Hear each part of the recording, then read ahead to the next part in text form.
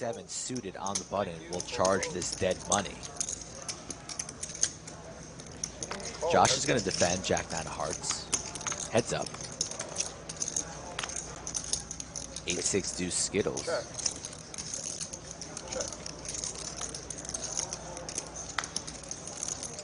Top pair for Doug. Check. Okay, so not a ton has happened so far. I promise it's about to pop off on the river. But the most notable thing is Doug checking back when he makes top pair on the turn here. What do you make of it?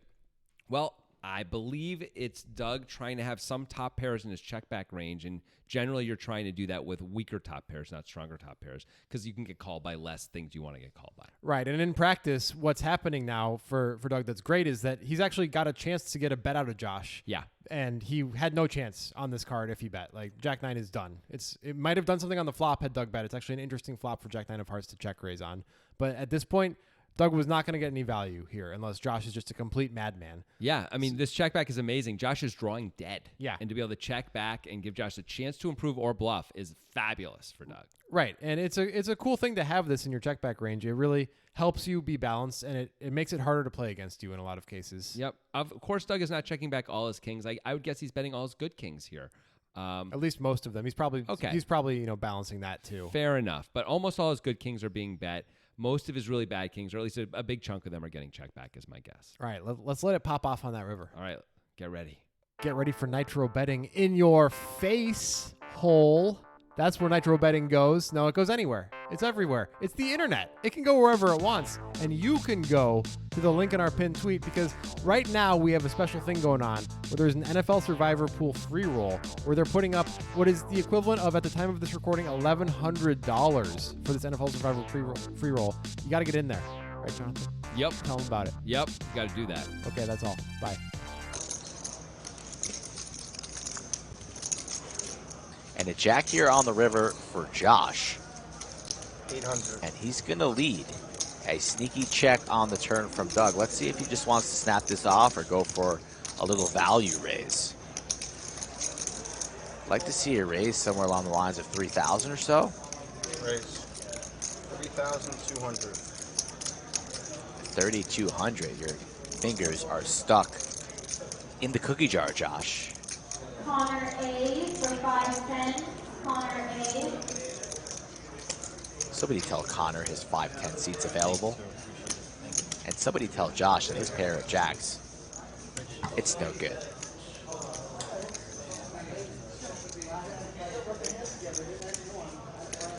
Over here, JJ.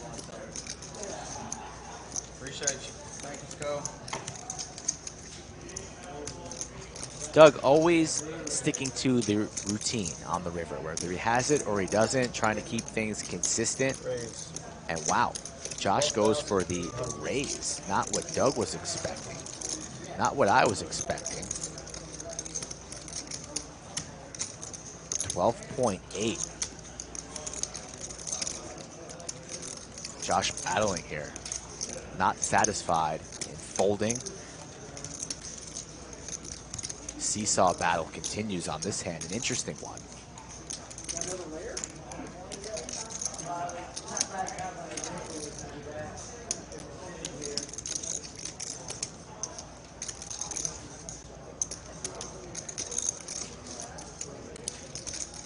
Wonder if Doug will sniff this out. Top pair, bullshit kicker, losing to a lot, but the line a little fishy from Josh.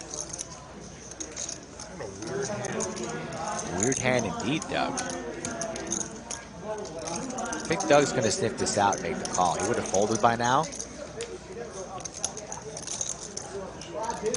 Doug can do no wrong today, approaching a 100K profit. Time to put the chips over the line and get paid, sir.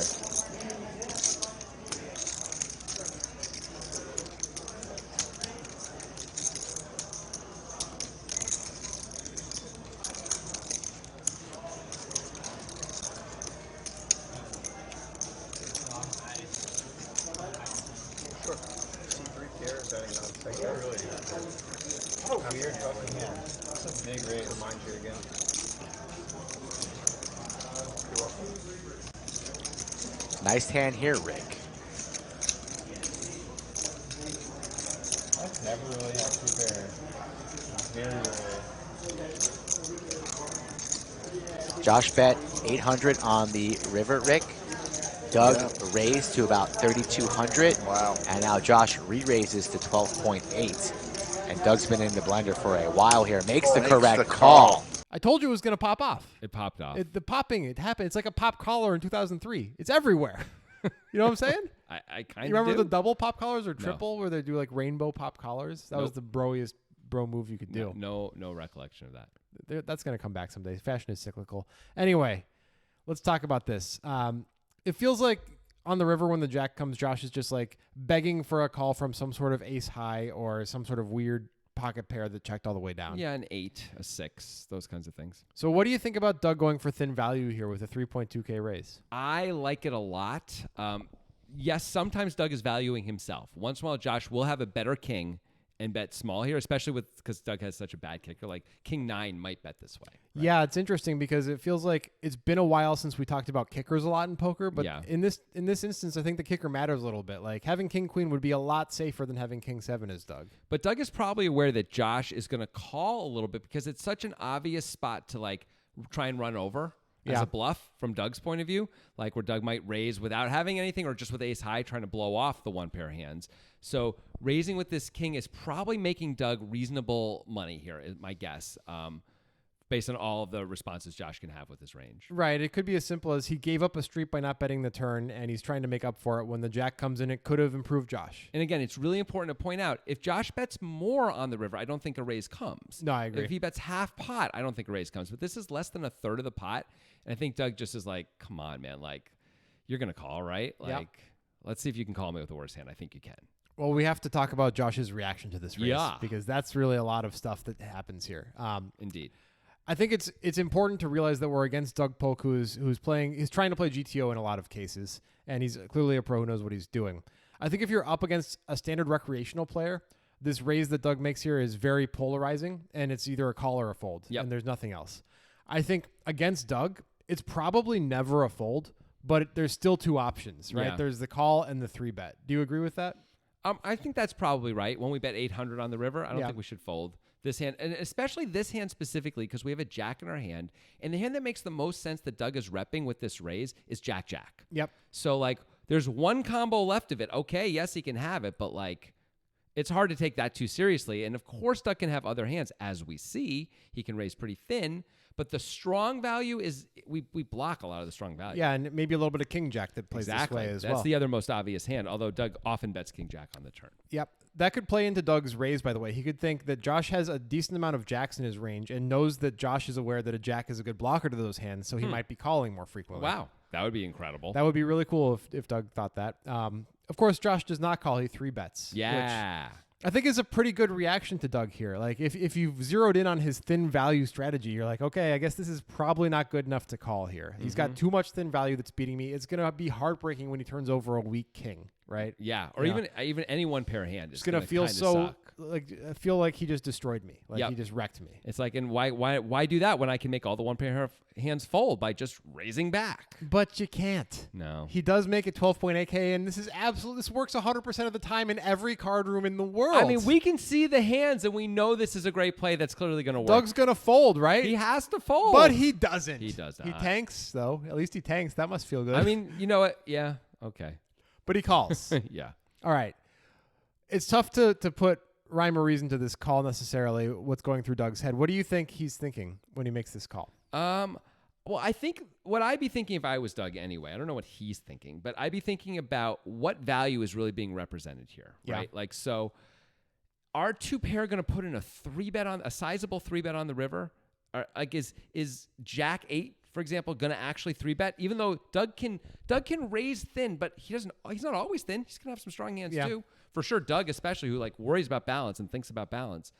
So I'd be thinking, like, I don't know if my opponent here, in this case Josh, has 2-pair even.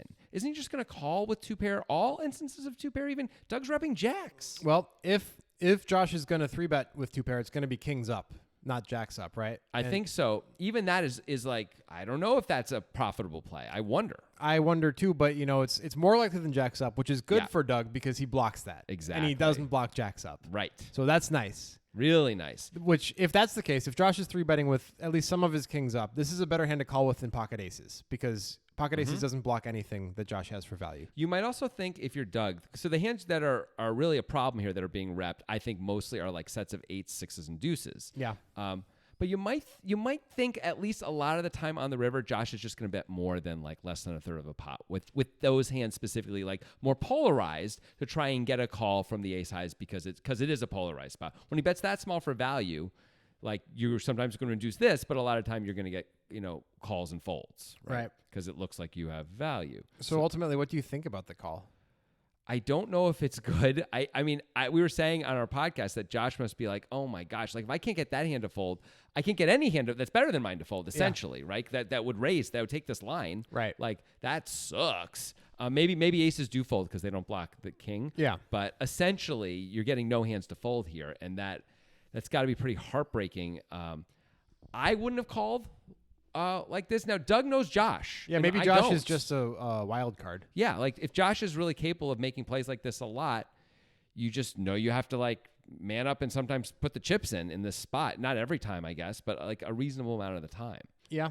Ultimately, I think Doug just decided Josh didn't have enough value and that the sizing may have played into it. Maybe Doug read into Josh thinking that Josh's small sizing induced the raise and that he had to raise then to bluff and maybe not having a jack even in his range. Like maybe Doug just puts him on air, stuff like that. Yeah, possibly because a jack could decide to call, like you were saying. But having that king really makes it easier for Doug, as we're saying too, like so much easier. It does, but it's still not a call that pretty much anybody makes ever. Nope. So very impressive and really kind of confusing. Yeah, amazing. Let's I see would what the say solver amazing. has to say about it. All right, Hyphenator, one of our solvers, has solved it up. One of the newer solvers. The newest solver. The latest. Of them all. Nice. Yeah, that was really good, I know. All right, let's get to it. So much checking. How do you solve checking? I mean, you do. You just see what the All right, let's solver wants to do. GTO Plus is what Hyphenator used. Okay. On the flop, Josh should check. Good job, Josh. Congratulations. He had, jack high. Doug should bet 45% of the time, so he did fine by checking back. Mm-hmm. All right, that was boring. Let's get to the turn. Josh should now bet 70% of the time, but he ended up checking on the turn.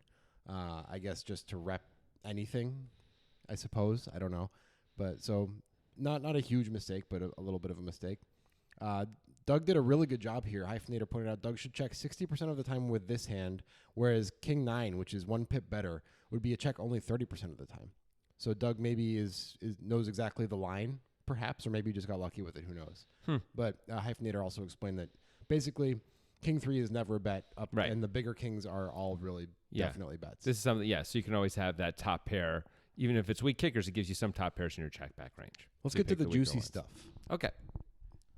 Josh should bet small only 5% of the time on the river, which he did. He bet very small. So the solver doesn't like his sizing, but does like a bet. He should bet almost always, but the rest of the time, just a bigger bet.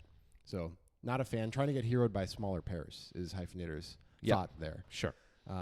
But when facing the small bet, Doug is supposed to raise his exact hand 100% of the time, which is not the common play that most players would make. No, mostly like, it's so hard to get called by a worse hand, blah, blah, blah. Yeah. And this was a bit of a surprising output to me. Josh is supposed to 3-bet as a bluff 70% of the time with his hand. Wow. That is shocking. It really likes middle pair turning into a bluff here against Doug's line. It's so hard for Doug to have a very strong hand here, which is maybe why it likes the thing. But, of course, that means Doug has to go further down in his range to call because he doesn't have very many hands that make it. Like this is near the top of his range somehow. This frickin' king hand, king 7 suited This freaking hand. king hand. This king hand of his. Damn king hand. Doug messed up. He's supposed to fold 85% of the time.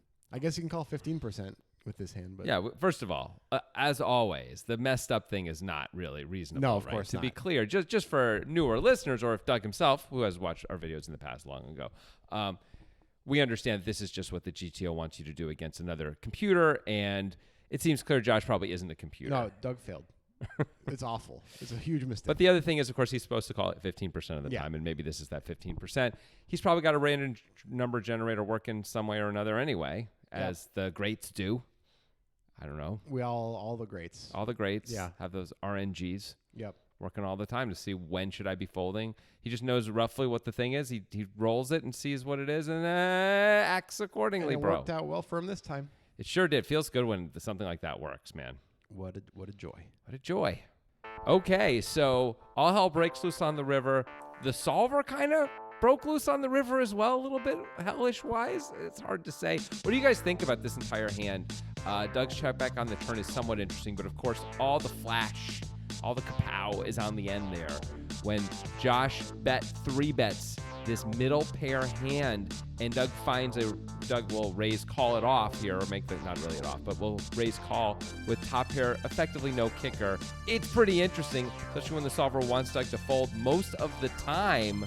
Do you agree with this? Do you think he should be doing different actions than he did? Do you agree with the solver? Do you agree with Grant and myself? Let us know in the comments.